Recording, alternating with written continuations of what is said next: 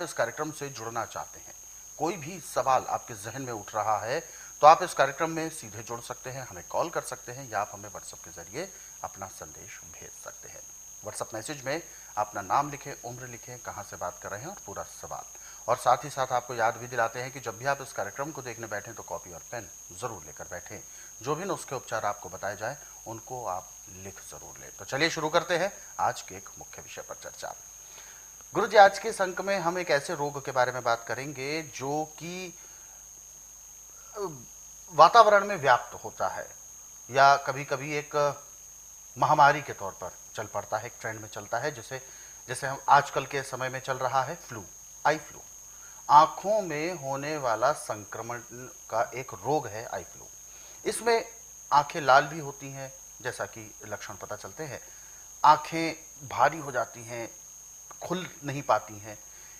किस तरीके का ये रोग है, कैसे होता है, किस तरीके के वायरस इसमें आते हैं और क्या इसके नुकसान हो पाते हैं? देखिए, छुआछूत का रोग भी है।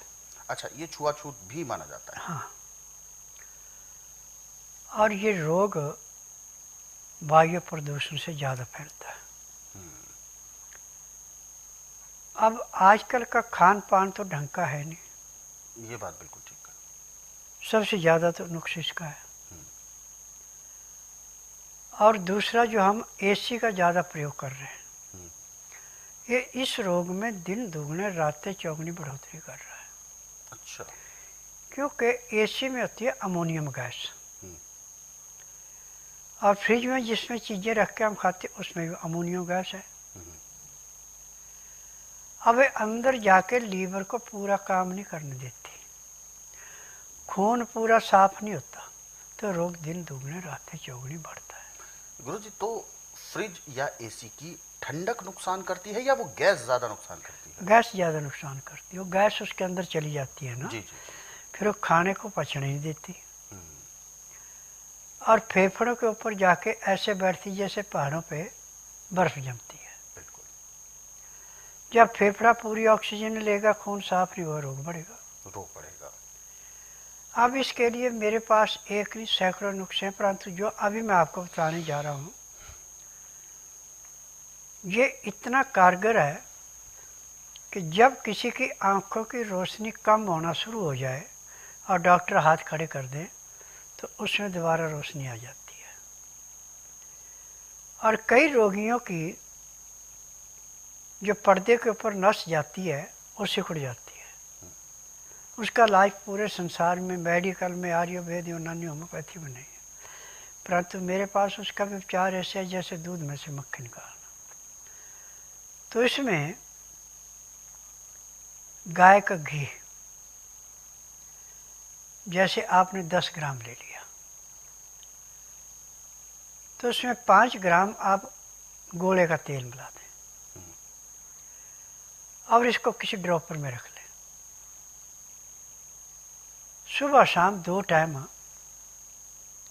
11-11 बूंद नाभि पे डालनी है, परंतु पहले इसको गर्म पानी में रख के हल्का गर्म कर लेना, पिघल जाए, और 20 मिनट के लिए ऐसे सीधे लेटे रहना।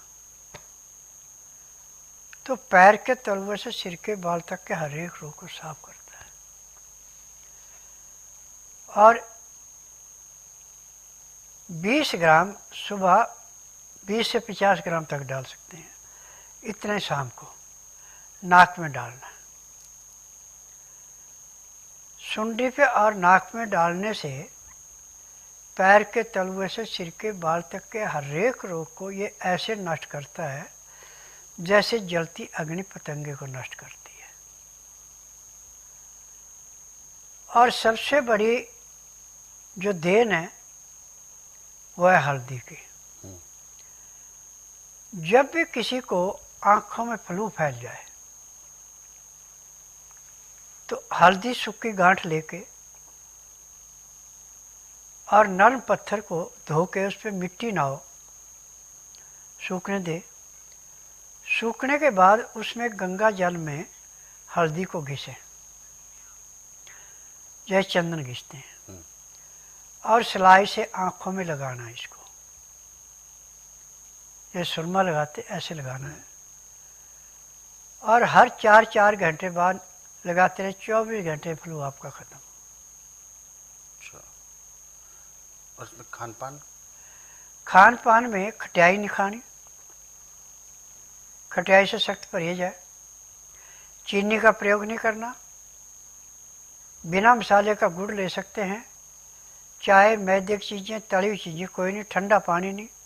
पानी हमेशा हल्का गर्म, उसमें लहसुन प्याज अदरक का रस मिला कर पीना।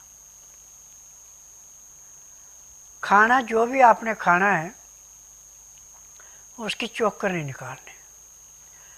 दाल सब्जी जो भी आपने खानी है वो छिलके वाली, धुली दालें या छिली हुई सब्जियाँ नहीं खानी। और इनको पकाना है आपने या तो मिट्टी के बर्तन हो तो सोने पे सुहागा, नहीं तो कलाईदार पीतल का हो या तांबे का या फिर स्टील का हो। अमोनिया के बर्तन में ना कोई चीज़ खानी है, ना कोई पकानी है, ना उसमें कोई चीज़ रखनी है। ये ध्यान रखेंगे तो मैं दावे से कह सकता हूँ कि जब तक आपके शरीर के अंदर सांस है आपको कोई रोग होगा ही नहीं।